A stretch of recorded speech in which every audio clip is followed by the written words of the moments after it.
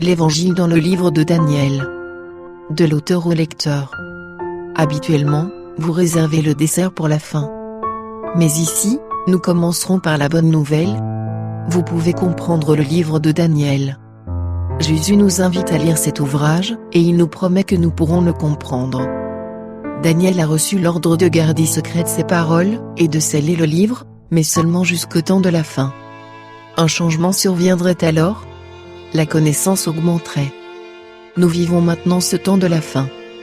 Ce que Jésus avait dit, signifie que, Dieu et tous ses saints anges, veulent que vous compreniez le message de ce précieux livre. Aujourd'hui, des millions de personnes dans le monde cherchent à comprendre les prophéties. La Bible devient, comme jamais auparavant dans l'histoire, une lampe à nos pieds, et une lumière sur notre sentier. Depuis longtemps déjà, Dieu a donné la révélation par sa parole, et ce don prouve son amour. Poussés par l'Esprit Saint, des hommes ont parlé de la part de Dieu. D'autres, au fil des siècles, ont préservé ces paroles au prix de grandes souffrances, parfois même de leur vie.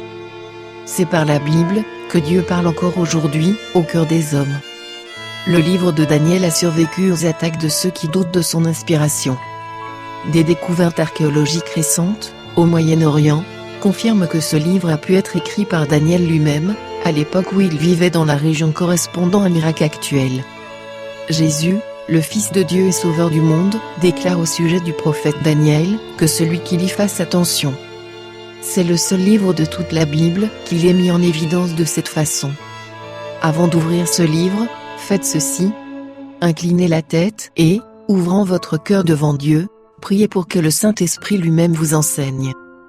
Tournez-vous pour écouter mes réprimandes. Voici, je répandrai sur vous mon esprit, je vous ferai connaître mes paroles. Mais le Consolateur, l'Esprit Saint que le Père enverra en mon nom, vous enseignera toutes choses, et vous rappellera tout ce que je vous ai dit. Demandez et l'on vous donnera. Cherchez et vous trouverez. Frappez et l'on vous ouvrira. Ces promesses s'appliquent tout particulièrement au livre de Daniel. Cependant, restons prudents.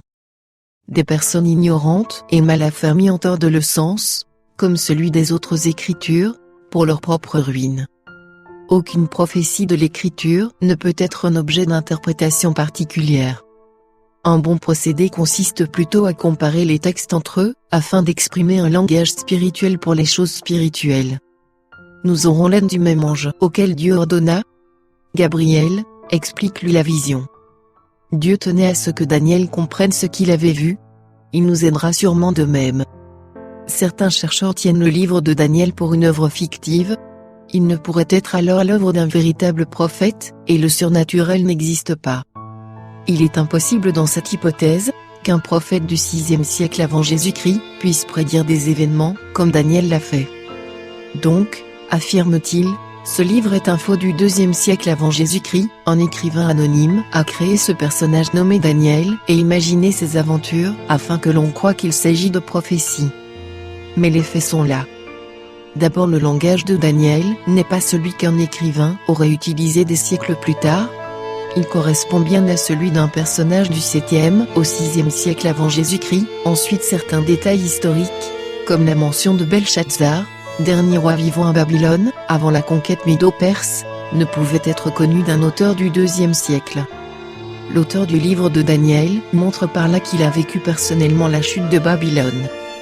Enfin, si le livre de Daniel était un faux, son auteur se rendrait coupable, aux yeux de la loi de Moïse, d'un crime passible de la peine capitale. Le prophète qui aura l'audace de dire en mon nom une parole, que je ne lui aurai point commandé de dire, ou qui parlera au nom d'autres dieux, ce prophète-là sera puni de mort.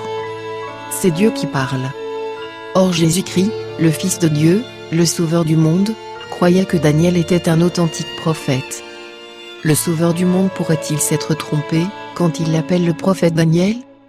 Le présent ouvrage accepte les prophéties du livre de Daniel comme authentiques et inspirées par Dieu.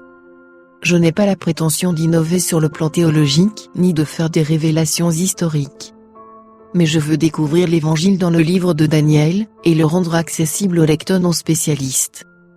Puissent nos efforts vous apporter beaucoup de profit et de satisfaction. Robert J. Viland, Meadow Vista, Californie.